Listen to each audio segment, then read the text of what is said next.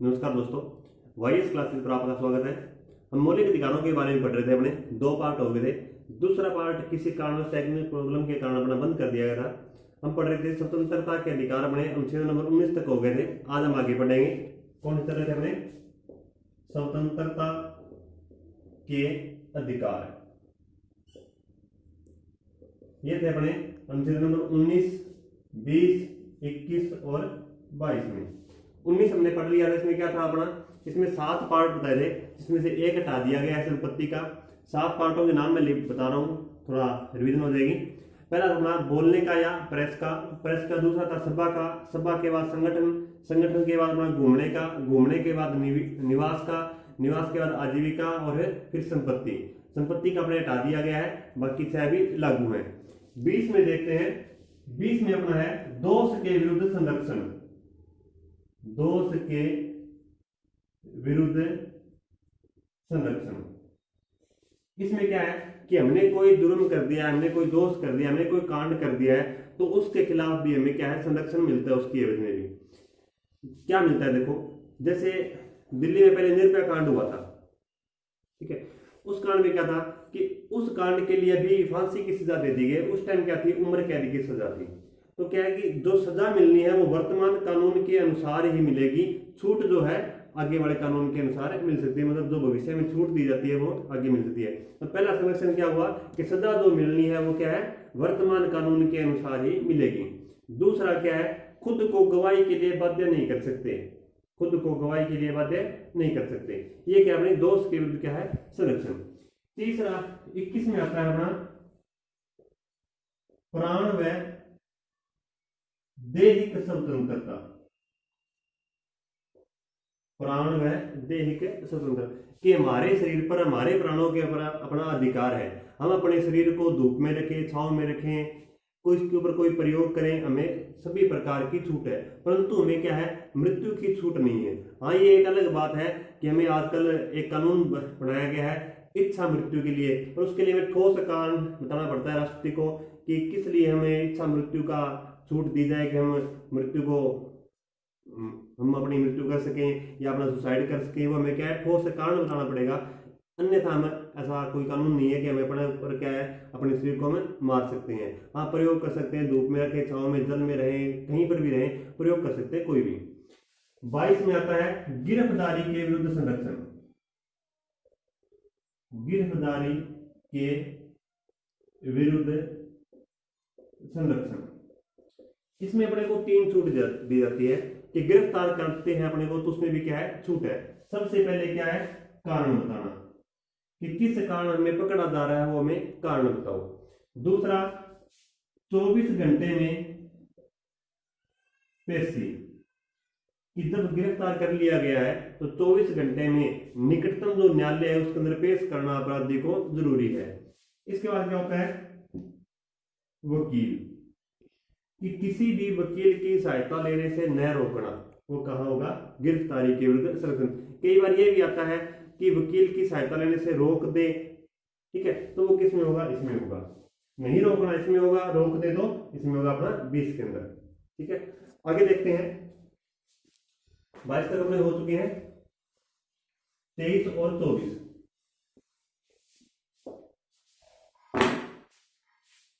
आगे अपने आते हैं शोषण के विरुद्ध अधिकार। शोषण के विरुद्ध अधिकार कौन कौन से? 23 नंबर और 24 नंबर। 2 अधिकार दिए गए हैं कि हमारा कोई किसी प्रकार का शोषण ना कर सके। पहले में है मानव दुर्व्यवहार, बलात् श्रम। 24 में आता है बाल श्रम। मेन अपने 2 पॉइंट आते हैं, बलात् श्रम और बाल श्रम का। बलात् श्रम क्या होता है और बाल श्रम क्या होता है? बाल श्रम क्या होता है पहले 24 देखेंगे कि कोई भी बच्चा जो 6 से 14 वर्ष के बीच का है, कोई भी बच्चा जो 6 साल और 14 वर्ष के बीच का है, उससे हम यदि कोई काम करवाते हैं, होटल पर, कोई दुकान में, कोई फैक्ट्री में या किसी और काम में लगाते हैं, तो वो क्या है? बाल श्रम की श्रेणी में आता है। यदि एक बच्चा अपने माता पिता के साथ अपनी खेती में लगा है तो वो बाल श्रम की श्रेणी में नहीं आता। बलात् श्रम क्या होता है कि किसी से जबरन काम करवाना क्या है, बलात् श्रम। तो अपने कौन कौन से हो गए, शोषण के विरुद्ध अधिकार 23 और 24। 23 में क्या है बलात् श्रम, 24 में क्या है बाल श्रम। आगे देखते हैं धार्मिक जो अपने अधिकार आए थे, धार्मिक स्वतंत्रता के अधिकार। धार्मिक स्वतंत्रता के अधिकार इसमें अपने आए थे अनुच्छेद नंबर 25, 26, 27 और 28। 25 में क्या है, इसे बोलते हैं अंतःकरण का सिद्धांत। अंतःकरण का सिद्धांत, इसका मतलब ये है कि हम अपने देश में किसी भी धर्म को खुले रूप से मान सकते हैं, कोई दिक्कत नहीं है कि किसी भी धर्म को मानने का छूट हमें कहाँ है, अनुच्छेद नंबर 25 के अंदर। एक और भी छूट है कि जैसे कोई सरदार है वो कृपाण धारण करते हैं, तो पूछा गया था कि हमारे संविधान के कौन से अनुच्छेद के तहत सरदारों को या सिखों को कृपाण धारण करने का अधिकार दिया गया है, तो वो कौन सा है, अनुच्छेद नंबर 25। 26 में अपना आता है धार्मिक संगठन, कि हम किसी भी धर्म का संगठन बना सकते हैं, उसका प्रचार कर सकते हैं, परंतु किसी को धर्म बदलने के लिए मजबूर नहीं कर सकते।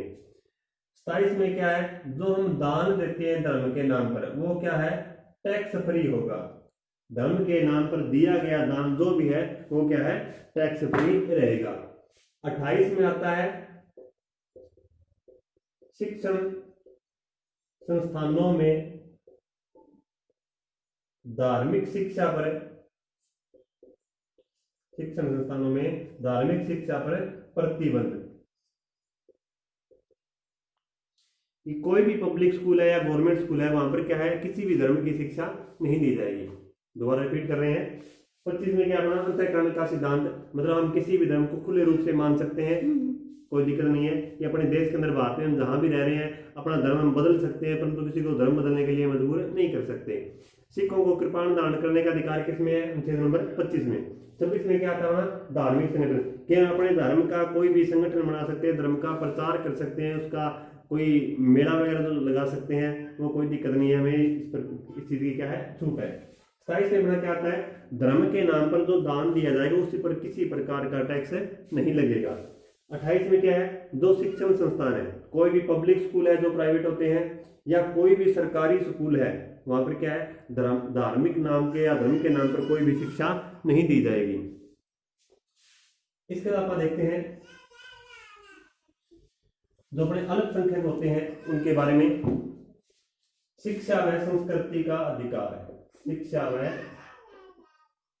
संस्कृति का अधिकार, शिक्षा व संस्कृति का अधिकार। संस्कृति के अधिकार में अपने दो अनुच्छेद आते हैं, अनुच्छेद नंबर 29 और 30, शिक्षा व संस्कृति का अधिकार। ये दोनों अनुच्छेद लगाए जाते हैं अपने अल्पसंख्यक के लिए जो संख्या में कम है। पहले में क्या आता है, अल्पसंख्यक आयोग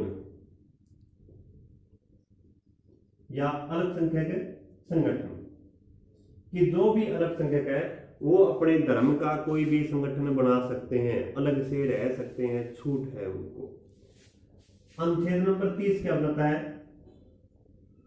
अल्पसंख्यक स्कूल, कि जो अल्पसंख्यक है वो क्या है, अपने धर्म का स्कूल खोल सकते हैं, जैसे अलीगढ़ मुस्लिम विश्वविद्यालय है या अकाल एकेडमी जो सिखों के लिए खोली जाती है, इसी प्रकार, या सनातन धर्म शिक्षण संस्थान जो हिंदुओं के पंडित जो तैयार होते हैं वहां पर, उनके लिए भी क्या है, अच्छे स्कूल खोले जा सकते हैं। इसी में एक अपना एक और आता है कि जो राज्य सरकार है, कुछ आता है कि राज्य सरकार स्कूलों को अनुदान देती है।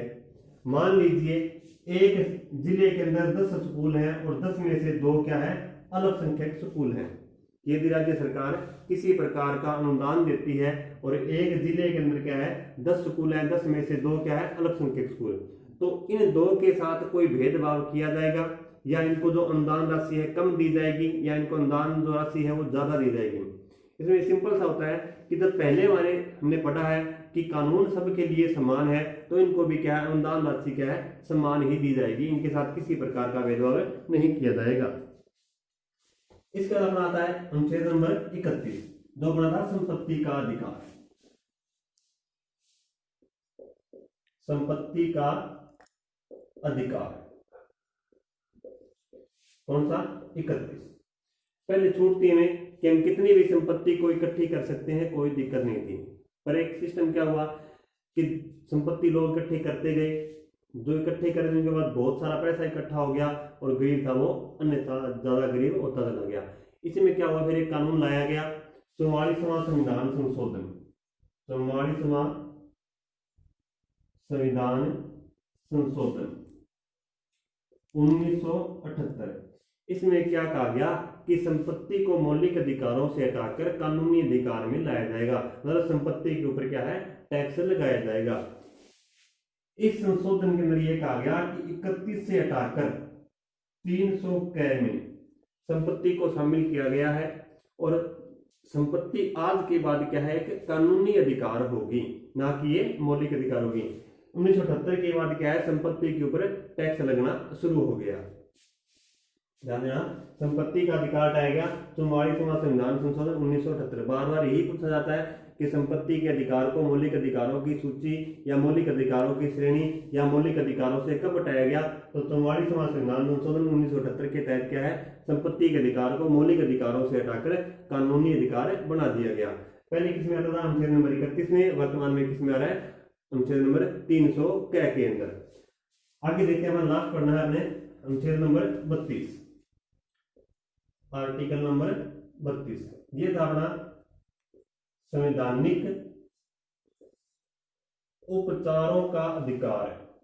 संवैधानिक उपचारों का अधिकार, इसमें क्या होता है, इस अधिकार को पहले B.R. अम्बेडकर ने क्या कहा था वो पढ़ते हैं। सबसे पहले भीमराव अम्बेडकर ने कहा था कि अनुच्छेद नंबर 32 हमारे संविधान की अंतर आत्मा है। क्या कहा, अनुच्छेद नंबर 32 क्या है, हमारे संविधान की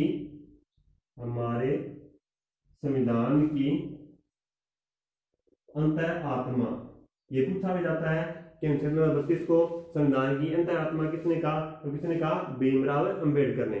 क्यों कहा, इसमें होता है कि कोई भी कानून है कि कोई भी जो आम व्यक्ति है, आम जो नागरिक है, वो सीधा सुप्रीम कोर्ट में अपना केस दायर नहीं कर सकता, परंतु यदि किसी मौलिक अधिकार का हनन हो रहा है, यदि मौलिक अधिकार को उसको दबाया जा रहा है, तो मौलिक अधिकारों के लिए वो अनुच्छेद 32 के तहत सीधा कहा जा सकता है, सुप्रीम कोर्ट में केस दायर कर सकता है।